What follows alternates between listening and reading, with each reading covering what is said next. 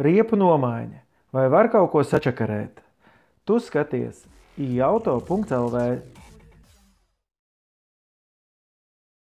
Pirmais nav īpaši svarīgi, vai tie ir metāla vai alumīnija diski, tad vajag notīrīt disku. Pirms veicam nomontēšanas darbību.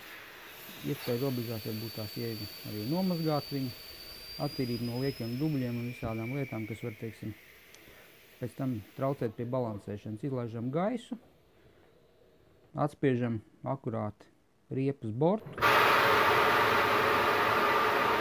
Tev var kaut kā tajā procesā sačakarēt riepu? Nu, ja tu nepieliks čūlu diskam un spiedīs pa šeien, vai nu var disku, vai nu riepa.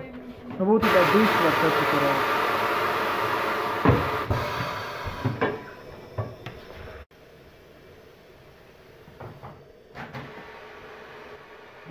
Laika gaitā tad metāla diski īpaši mēdz korodēt.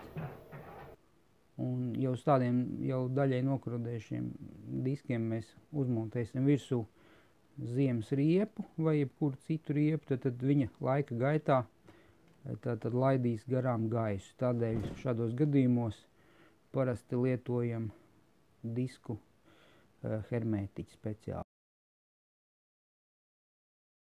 Skaidrs, kad var jau diskus, teiksim, ņemt un pēc tam, teiksim, ar smilšu trūkslu apstrādāt un krāsot, bet tas ir ekonomiski nepamatot, tādēļ vienkāršajā gadījumā lieto šo te hermētiķi.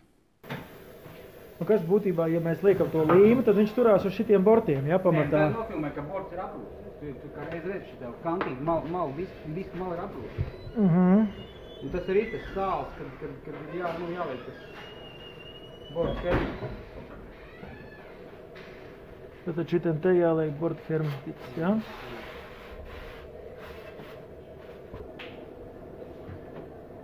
Un tagad mēs liekam hermētiķi, vai kas?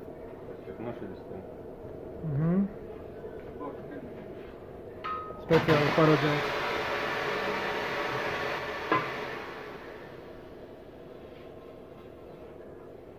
Tiek vienmērīgi pārklāt disku un riepas mala, pēc kā arī notiek tālākā riepas uzmontēšana uz diska.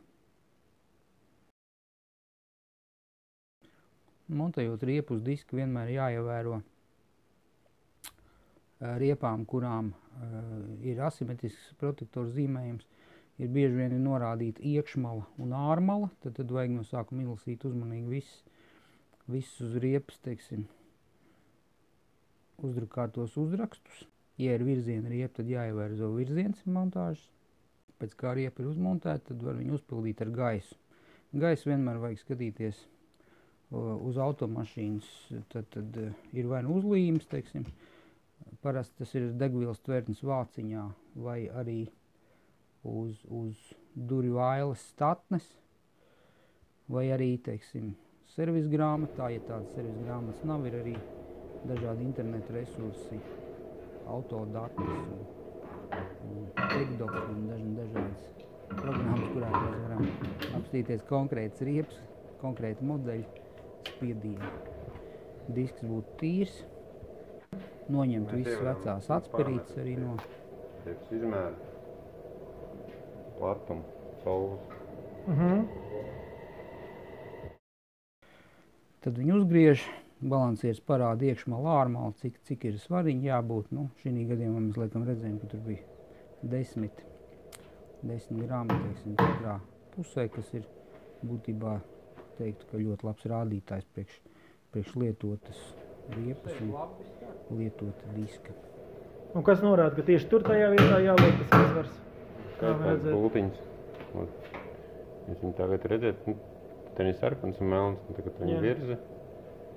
Tad, kad viņš ir centrā, tad viņas visas iedegās. Ok, un tas nozīmē, ka jāliek tur, kur ir pret to vietu, jā? Re, kur ir jāliek.